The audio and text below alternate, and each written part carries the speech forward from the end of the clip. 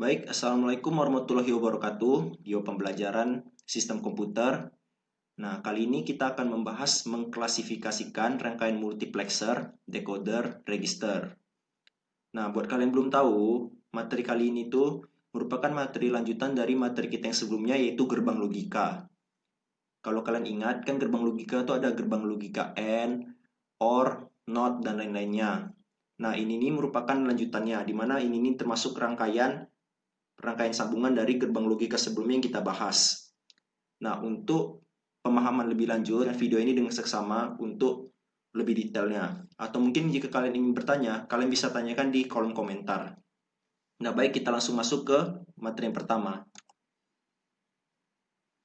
Nah, materi yang pertama itu adalah rangkaian multiplexer. Nah, multiplexer adalah sebuah rangkaian logika yang menerima beberapa masukan data secara otomatis dan pilih salah satu dari masukan tersebut pada waktu tertentu untuk dikeluarkan pada keluaran. Nah, untuk masukannya itu disebut input dan keluarannya disebut output. Nah, berarti maksudnya dari sini itu dalam inputnya, dia itu dimasukkan data. Dimasukkan data dalam inputnya, lalu diproses, dan juga dia itu memasukkan banyak data. Misalnya 4 data dimasukkan, diinputkan 4 data, dan untuk outputnya diproseskan dan dikeluarkan menjadi satu output.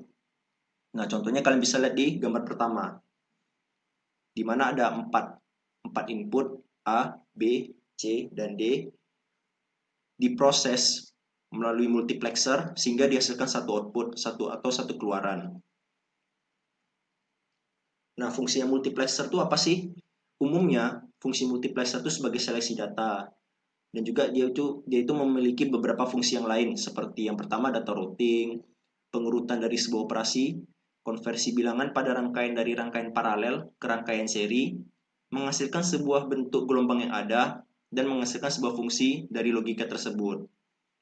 Dan intinya, fungsi dari multiplexer ini yaitu mereka ini memegang data lah, mengolah data, mereka juga mengkonversi data, mengkonversi bilangan supaya bisa transisi dari rangkaian paralel ke rangkaian seri.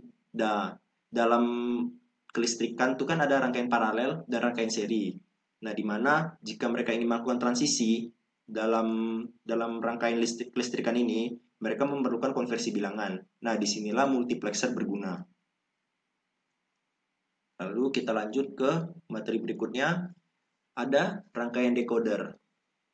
Nah, pengertian decoder adalah alat yang digunakan untuk mengembalikan proses encoding sehingga dapat melihat atau menerima informasi aslinya.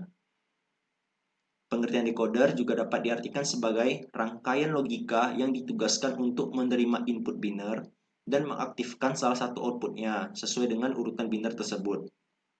Fungsi dari decoder adalah untuk memudahkan kita menyalakan 7 segment.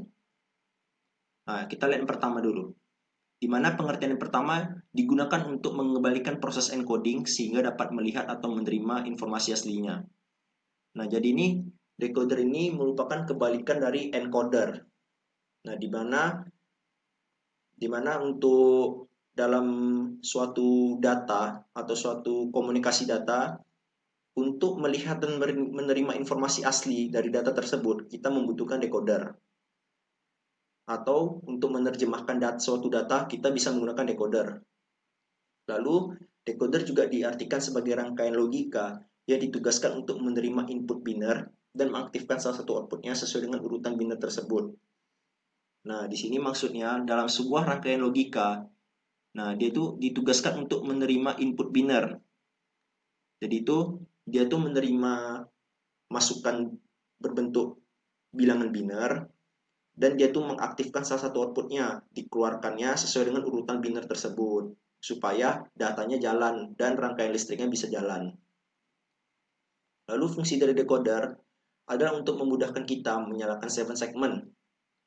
Nah, buat kalian yang belum tahu 7 segment itu apa, 7 segment itu ialah suatu layar digital lah contohnya.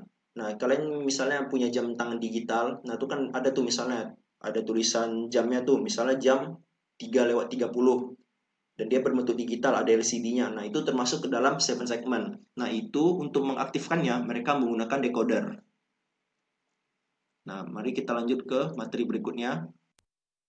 Baik, kita lanjut ke materi selanjutnya yaitu rangkaian register.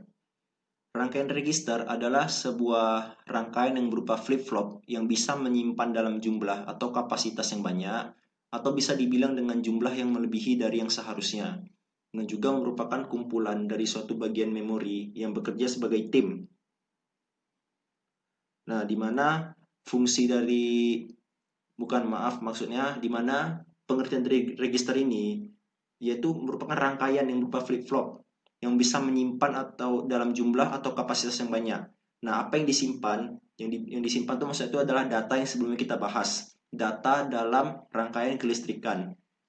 Nah, di mana data tersebut dalam jumlah banyak, mereka tuh bisa diurus dan disimpan oleh si register ini. Dan bisa dibilang dengan jumlah yang melebihi dari yang seharusnya. Nah, misalnya ini datanya ini besar, masih tetap bisa disimpan oleh register. Dan juga merupakan kumpulan dari suatu bagian memori yang bekerja sebagai tim. Nah, dari dalam memori ini jika dikumpul-kumpulkan dalam sebuah rangkaian, nah ini nih disebut dengan register, sama dengan register. Dan kumpulan-kumpulan memori ini bekerja sama sebagai tim untuk mengolah data. Nah, kalian bisa lihat di gambar di bawahnya untuk rangkaian register, di mana kotak-kotak ini kita anggaplah sebagai penyimpan datanya. Lalu datanya itu ada D0, D1, D2, dan seterusnya. Lalu ada Q0, Q1, dan seterusnya. Nah, itu tuh merupakan data yang disimpan dalam kotak-kotak register ini. Nah, fungsi register antara lain, yang pertama ada register buffer, berguna untuk menyimpan sebuah kata dalam bentuk digital. Nah, misalnya nih, kalian bisa lihat di kantor-kantor di mana ada tulisan selamat datang dari papan elektronik digital. Nah, di situ tuh kata-katanya tuh kata-kata selamat datang, misalnya selamat datang. Nah, itu tuh disimpan dalam bentuk disimpan di dalam register sehingga bisalah ditampilkan kata-kata selamat datang di dalam papan elektroniknya. Dan kata-katanya kan berbentuk digital gitu kan. Lalu ada register buffer terkendali. Berguna dalam menyimpan data yang lebih besar dari 1 bit.